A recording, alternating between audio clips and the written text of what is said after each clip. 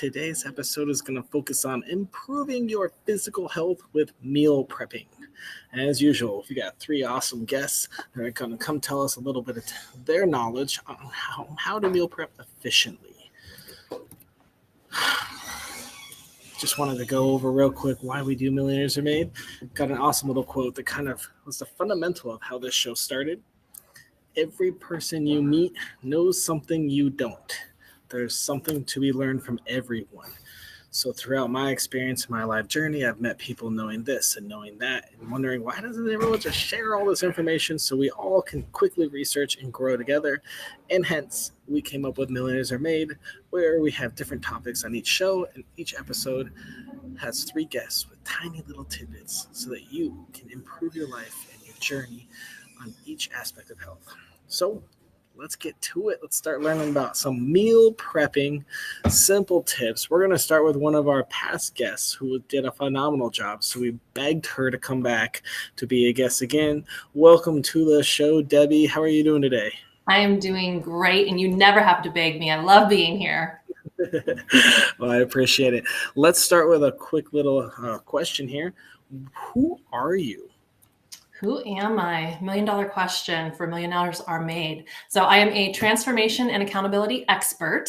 So what does that mean? It means I help people become the best versions of themselves through health coaching, nutrition coaching, personal training, life purpose life coaching, and business coaching. So really taking all aspects of life and streamlining them into an approachable plan to get results. Okay. All right. That sounds fun. Are you taking new clients? Always. Thank you for asking. Always. And we'll get her link. Did it just pop up? Yeah. It just popped up. Check the links. There it is. All right, Debbie, let me ask you the most important question of the day. If I wanted to improve my physical health using meal prepping, what simple tip would you give me? Simple is the key. So I love that you said simple tip, because that really is the key to implementation and consistency.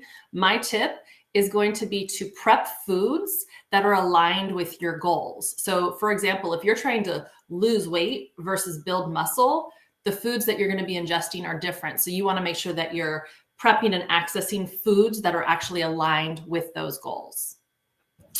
Can you give us an example of foods that align with losing weight versus foods that align with building muscle real quick? Absolutely. So not to get too technical, but when you're trying to lose weight, you're going to be in a calorie deficit of some sort. So that's either less calories in or more calories burned. So you're not going to necessarily need as much food, and you're going to want to focus on smaller quantities, and you're going to want to focus on foods that are going to be leaning you out, lean proteins, green leafy vegetables. Conversely, if you're trying to build protein, you're going to want to be focusing on those macros, percent of fat down, percent of protein up, and the rest will be carbs. The rest will be carbs. Awesome. Well, where on your life journey did you learn about this? Why do you know I learned about it the hard way, of course. So as a coach, I've also been a client. I am still a client of life and of health. And so I really have gone through the experience myself. So I'm extremely busy. I was in the corporate world for 25 plus years before I started my coaching business. And I've always been busy. And so I always had health and wellness as a part of my personal values. And so tried to food prep along the years, but I didn't really know necessarily what I was doing. And so it became very costly. It became time consuming, and it didn't get me the results that I wanted. And so once I became a coach and really learned how to simplify what my goals were and how to achieve them, food prepping and grocery shopping takes me less than 30 minutes every week now. So I've really streamlined that process, and that's something that I share with clients. That's super impressive. So if you're having trouble food prepping, Debbie is someone you need to talk to. 30 minutes for shopping and prepping? Mm-hmm. Man, we need to know your secrets. You have to be on every episode from now on. Deal. Any last tips? Any more knowledge? You got about a minute and a half. Okay, perfect. So once you know what foods are aligned with your goals, then depending on where you're starting at, beginner, intermediate, advanced, you can start to layer on. So when you're a beginner, really focus on your proteins and your fruits and vegetables. That's going to be the leanest sources. That's going to get you towards your goals, whether you're really going for muscle or weight loss. Then once you get a process in place that works and you're consistent with it, you can start to play a little. So you can try new recipes. I always tell my clients, try to stick with tried and true recipes about 60-70% of the time, and then infuse some new recipes in about 30-40% of the time. So you're getting some new flavors and textures, but if those don't work out, because they don't always the first time around, you still know you have some favorites to look forward to. And then if you're advanced, that would be someone like myself or someone that's been doing this and they've got food prep down. Start to play with new ingredients. Start to research. I just found out about arrowroot. I didn't know what it was. And so now that's next on my list to purchase and start to play with to see what kind of a difference that makes instead of using something like a cornstarch or that might not be as aligned with my goals. So start simple, lean proteins, green vegetables, leafy greens, then layer in new recipes, incorporate those, and then you go more advanced with new foreign ingredients that you can really get your maximum bang with your buck. Very cool. Thank you so much. That's awesome tips. I love that, Debbie. Thank you. Hopefully we can get some more meal preppers out there. We're going to move on to our next guest here. Samir, how are you doing, my man? I'm doing well, man. How are you? I am awesome. At an airport in St. Thomas in a tiny gate filming this show. Sounds like fun. Let me ask you a question. Samir, who are you? So I'm Samir Dasani. I'm a health coach, nutrition coach, and a PhD student here in South Africa. Originally from the US, been living in South Africa for many years now. And I help people live their best lives, become healthy. I specialize especially in people who feel like they've been jerked around by the healthcare system and feel like they're about to give up hope. I give them hope and get them a new life. So you said people that have been jerked around by the healthcare system. We'll talk about that more in a second. But first, I want to hear your answer to this next question. If I wanted to improve my physical health using meal prepping, what tiny piece of information would you give me? What I'd say is, a lot of people I find, so I work especially, a lot of my clients are people who used to be sort of more plant-based and vegetarian and are introducing meat. And one of the tricks we use is when you buy that meat, if you're buying it buying enough meat for the week, whatever it may be, make sure you salt it as soon as you get it. So take it out if it's in plastic or whatever. Take it out, salt it, and then put it away. Ideally, you would have butcher paper, but if you don't, that's okay. Just put it back in plastic or whatever. It's going to stay fresher. It's going to be tastier. And I guarantee you, if you take that, if you have 2 steaks from the same packet, cook one just like that and put salt afterwards. Another one, put salt on it and cook it the next day. You're going to taste a massive difference. So this is how we make meat, which is, in my mind, proper human food. Everything else is sort of optional. Make it really as tasty as possible. So a big problem is salt your meat so it lasts longer and tastes better. So then your meal prep, when you meal prep for like a week, by the end of the week, it still is tasting good and fresh. 100%. In fact, it's going to be much tastier. Very interesting. I like it. We got a great question actually from Sonia. Why are your patients transitioning away from plant-based diets? So plants are. So I don't want to overstate this case, but many of my clients have been sort of vegan. So if you eat plants as part of a balanced diet, I think it can be fine for most people. And humans have always eaten some plants. But if you're eating most of your calories in plants, and let's be honest, in a standard diet, that's what it looks like, you can run into all kinds of imbalances. So we see hormone imbalances, we see mineral imbalances, we see vitamin imbalances. So I see zinc deficiencies almost every day with my clients. I see many other problems, people suffering from brain fog. They don't even describe it as brain fog, but after working with me for a couple of weeks, they're like, oh, I've been walking around in brain fog for years. I also see digestive issues, Crohn's, IBS, irritable bowel syndrome, ulcerative colitis. We put these people on a no plant diet and suddenly they're like, oh, wow, I'm pooping again. I'm pooping properly for the first time in, maybe decades in some cases. So there are many different reasons. I came to this, I know that's going to be one of your questions because I heard your discussion earlier. So can I talk about how I came to this work? Let me ask the question and then you can do it.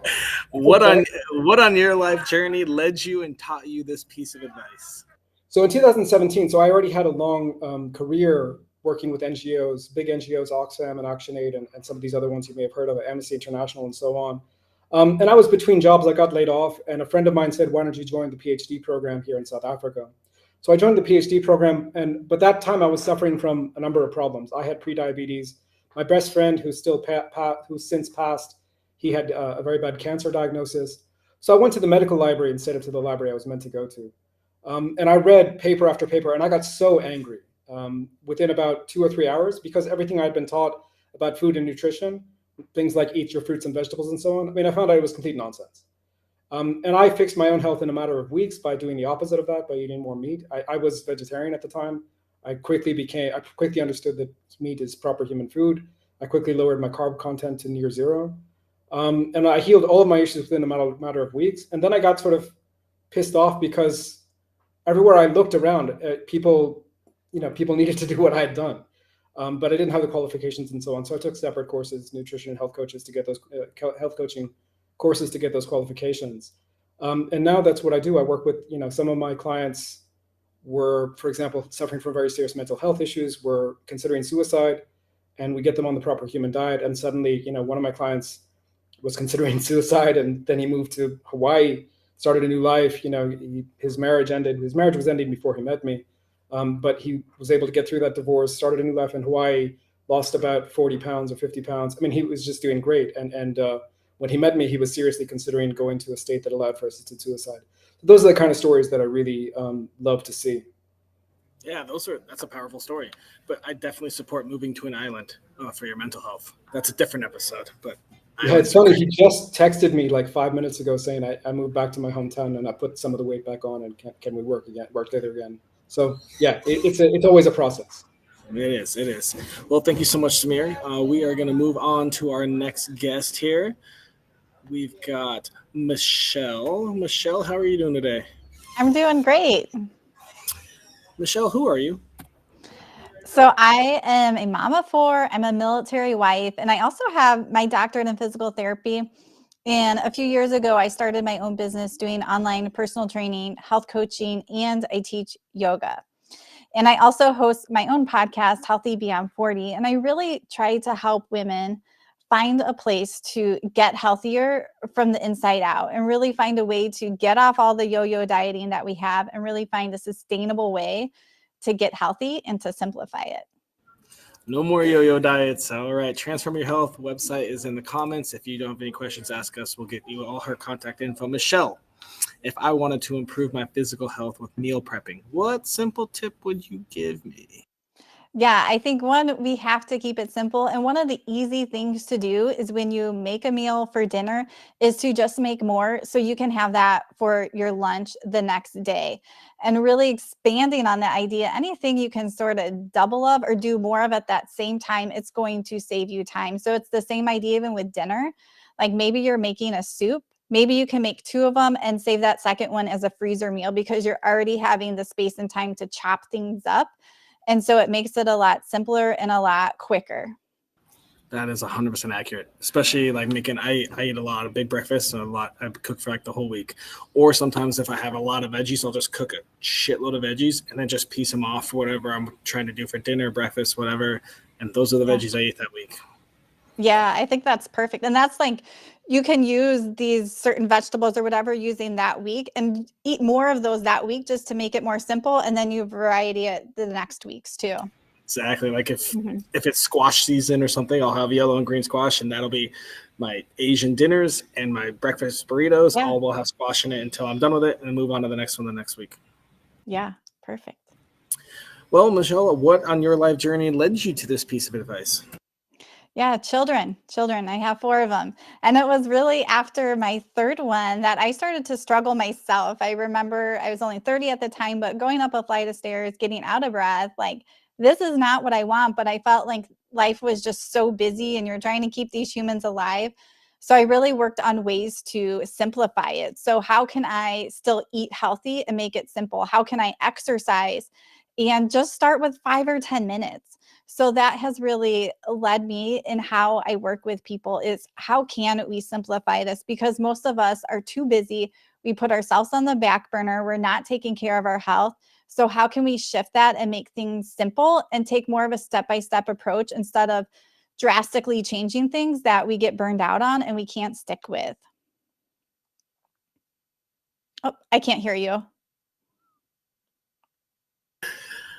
Didn't work. Yeah, that's true. Burnout is common everywhere, especially with food. I mean, especially all the new flavors, different cultures coming in and everything. I could never eat the same chicken and broccoli every day forever. Yeah. Awesome. Well, thank you so much, Michelle. We're going to move on to our round robin section and bring everyone out. Debbie, Samir, you can hear me just fine? Absolutely. Great. We are going to start with Debbie. Can you really quickly refresh what your tip was?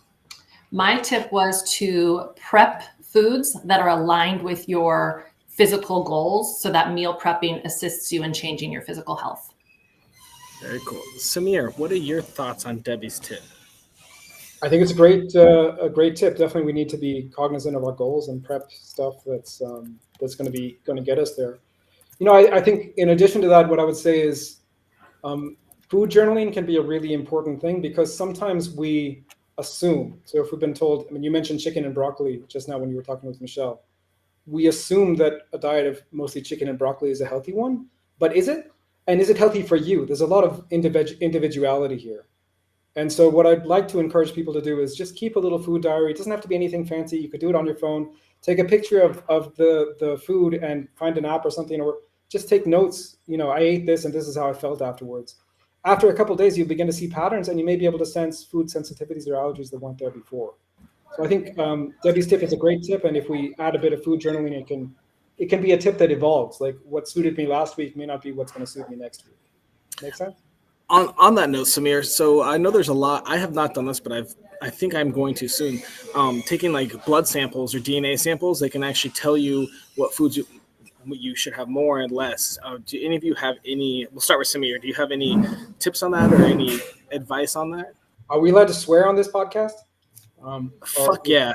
Okay, just check it. So I would say screw that shit. It's really at a very high level, you may be able to get some very basic guidelines, but my PhD is really in like human history, and we've all like the human evolution, right? So we're all evolved from a very small population of something like 7,000 humans who survived catastrophic events at the end of the last ice age. So the genetic differences between us are very minimal, and what there is epigenetic differences. Epigenetics means above the genes, it's turning the genes on and off. And it's you can actually have control of that during your lifetime. For example, me, I don't produce if you get my DNA tested, it'll tell you that I shouldn't take dairy because I don't have the gene for digesting dairy, which is true. But dairy isn't just digested by the gene. Dairy is also digested by enzymes, by bugs, by your microbiome. And so once I fixed for a long period of my life, if I had a glass or forget about a glass, if I had an accidental sip of milk, I would be in pain and I'd be throwing up. It would be rough.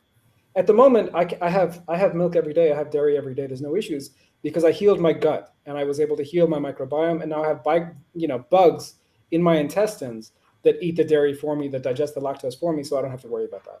Does that make sense? So gut health helped you be less lactose intolerant. I'm not lactose intolerant anymore. Like I don't have any anymore. issue. Right. That's crazy. Samir, you might be onto something there. That's kind of revolutionary. I like it. If we see everything as an ecosystem, then we're going to be able to make progress. If we, the problem with the gene theory, it's true. Like genes are important. I'm not saying they're not important. But if you reduce the issue to genes, I think you're missing the picture. The picture is every human is an ecosystem, and we need to be in balance with that. And we're part of the ecosystems too. We're part of the earth. The fact that I spend a lot of time, walking around the grass these days here in South Africa in the summertime probably helps too. I'm picking up bugs from the grass too. So it's a complicated picture. I don't want to simplify it. But the point is that don't be too, just because you get a 23andMe that tells you to eat something, don't believe it. It's probably not true. Interesting insight. Okay. And to Michelle, Debbie, go ahead. to your body. Just listen to your body. You will know what agrees with you and what doesn't and how you feel. Case in point, I couldn't eat onions or garlic for years. I would get splitting headaches when I ate them. When I actually detoxed and cleaned out my body through nutrition, I can eat onions and garlic, no problem. All right, 2 awesome examples. All right, Michelle, let's hear Yeah. something cool from you. I don't think I have anything that cool, but I agree with listening to your body. Even like with food sensitivity tests, they're not 100% accurate. What matters is how your body's reacting and what you notice. And just like Samir said, like gut health rules, there's really so much research out there. And our gut health affects so many different other systems in our body that is super important in the way we function. It affects the way our brain works. I mean, mood and stress, those things affect our gut health too. So we really have to look at our health holistically, not just the food that we're putting into our body, but what's going on in our mind and our stress levels that can be affecting our health too. Very cool. All right. We kind of went on a tangent. I like it. I don't know where we're at. Michelle, can you quickly remind us of your tip? Yeah, my tip was to sort of double up. So double up so you have leftovers, double up any meals to make it easy. Debbie, thoughts on that? 100% agree with that. And I'm a big advocate for batch preparing because, again, it does set you up for success. If you're already making something, you're already in the kitchen, you spent the money, it's way more efficient in terms of time and waste and money to just double up, freeze it, or pop it in the fridge for lunches and other meals throughout the week. Totally agree. Very cool. Samir, what are your thoughts on that for food prepping? Yeah, it's good. I mean, so there are like schools of thought which say like if you eat the same thing. So I think we can divide my clients at least into like 2 categories. There are people who are totally cool with eating the same thing every day, and then there are people who want variety. And maybe it's a spectrum. Maybe some people are sort of neither here nor there. So the people who I think really rock food prepping are the people who do what Michelle is saying, but take it to the extreme, in the sense that, okay, it's Sunday and I'm going to prep the exact same lunch for work every day, right? So whatever it is, I mean, I don't know, cooked spinach and eggs and chicken. I don't know what it is. But they have that same meal every day for lunch, and they are the ones. At the end of the day, they're the ones who really rock it. Like they're the ones who really they lose the weight and so on because they can do that prep beforehand. But that's not everyone, and I think we have to be real that to say that okay, that's not really doesn't work for everyone, that method. Some people want some more variety.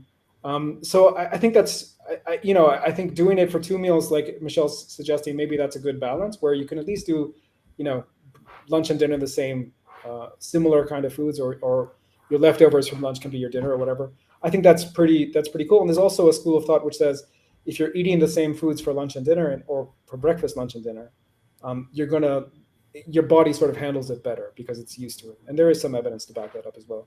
So I think there's a lot of good ideas in that tip, a lot of science behind that tip too. Very cool. Well done, Michelle. Samir, did we go over your tip yet? No, but I'm really specific, man. I don't know if you want to dissect mine. Let's hear it, and let's hear what Debbie and Michelle have to say about it. Salt the meat and put it in the fridge. This is more like a chef's tip than a health coach's tip, but okay.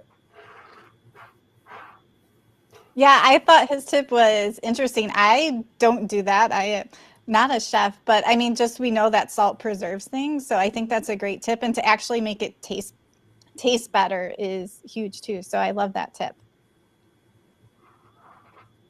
Debbie, thoughts?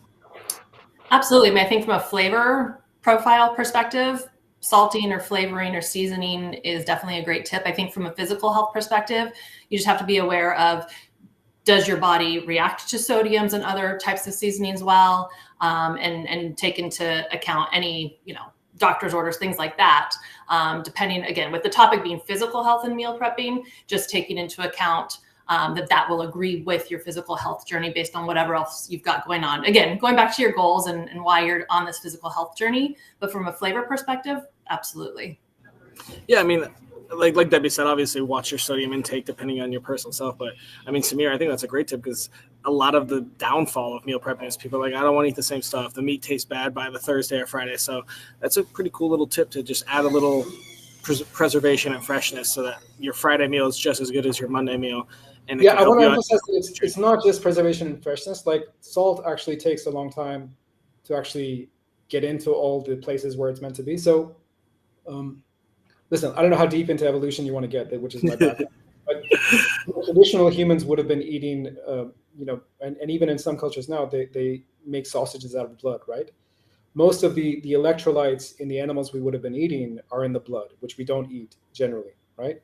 So you do need to replace that. Yes, there may be some very rare conditions where it's not going to suit the individual, but most people, including people with high blood pressure, can actually benefit from reducing carbs and increasing the sodium intake of sodium chloride. So which are two of the three main electrolytes that are really crucial for making sure that every cell in the body functions properly. So potassium being the third. So sodium chloride, which is salt, potassium, which is Epsom salt, if you want to call it that, or it's also the key ingredient in baking powder. Those are the three electrolytes that are going to keep us healthy. Super important to have them in balance. We don't want too much of them. We don't want too little of them. So after you've done this for a little while, you salt your food to taste. And you will really find, the first time I had a client who was on a no salt diet and hated their food because it tasted awful. And we took away the carbs. They had blood pressure of like 200 over 120, very bad blood pressure, very high blood pressure. And we took away the carbs and we added in salt, and suddenly this person's blood pressure normalized 110 over 70, which is ideal. And what happens is, I don't know how technical you want to get, but when we're eating carbs, the body tends to conserve water, and with the conservation of water, we're conserving electrolytes as well, because electrolytes are super important. The balance of electrolytes is super important, and it's conserved in the kidneys. So when we get into a low carb fat or a fasted state, when we don't eat for 48 hours, the body has a chance to release that water, and with that water is released electrolytes. And that's what's going to, improve the blood pressure markers. But we also need to make sure that we're getting enough electrolytes from the diet so that we don't have any kind of issues. And the issues can be very serious, up to death. So we want to make sure when we're putting people on low carb diets that we actually are supplementing with a little bit with at least those three electrolytes: potassium, sodium, and chloride. Wow. Well, that's very informative. Samir, thank you so much. Definitely new news to me. Yeah. Well, guys, we're coming up to our last little portion of the show. One of my favorite parts. We need to come up with our daily challenge. It must take less than 5 minutes, cost $0, and be available to be done by anyone in the world, from Kathmandu to Fiji. Do you guys have any ideas or suggestions? I'd say pick one of the tips that was shared here today and implement it for 30 days, then report back. What differences did you notice? Listen to your body. What flavors did you notice? Did you save time? Did you reach goals that you maybe weren't reaching before? Michelle, what were you saying? Yeah, I think that's perfect, because we got to narrow in and focus. I think the other thing that makes a big difference for some people is just to drink enough water daily. So many people don't drink enough water, and then we see that improvement in their gut health, their energy, and we all have access to water, and just making sure that we are drinking enough. Samir, any ideas for a simple meal prep tip for a challenge?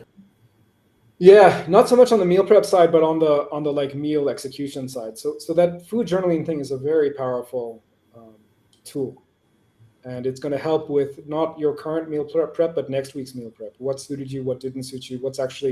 Are you meeting your goals? Looking back at that food journal for the last week and say, okay, if my goal was improved mental health and I felt really tired after I had the cupcake or whatever it is, well, maybe the cupcake isn't the meal prep that I'll need, right? Or whatever it is.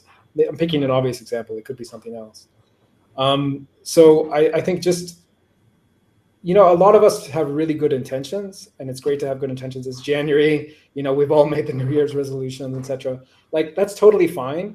But we actually need, what we actually need to resolve to do is to track our own health and to be aware. And I think a food journal can be a super helpful tool to help with that end.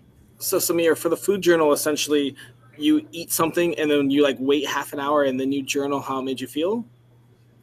The different ways to do it. And if that's the way someone likes to do it, that's totally fine. What I would generally do is take photos of my food, and then 5 minutes at the end of the day, you look at those 3 photos. How did you feel after you ate that? How did you feel after you ate that? How did you feel after you ate that? You can't really do it the next day because you won't remember. Okay. So it has to be, 5 minutes in the evening. I think I like that idea. I think that at least let's do at least one meal. If you can do 3, that would be great. But take a picture and then take 5 minutes and just write about how you feel at the end of the day. Does that sound like what you're asking, Samir?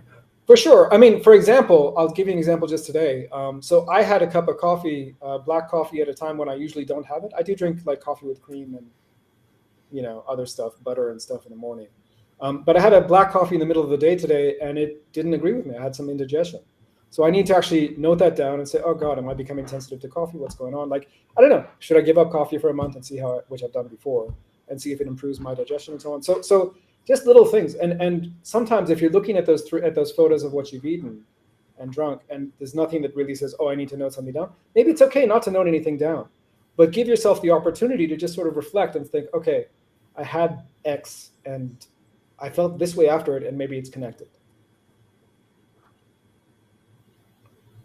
Michelle, Debbie, how do you guys feel about that? 3 pictures and then writing down your reflections at the end of the day.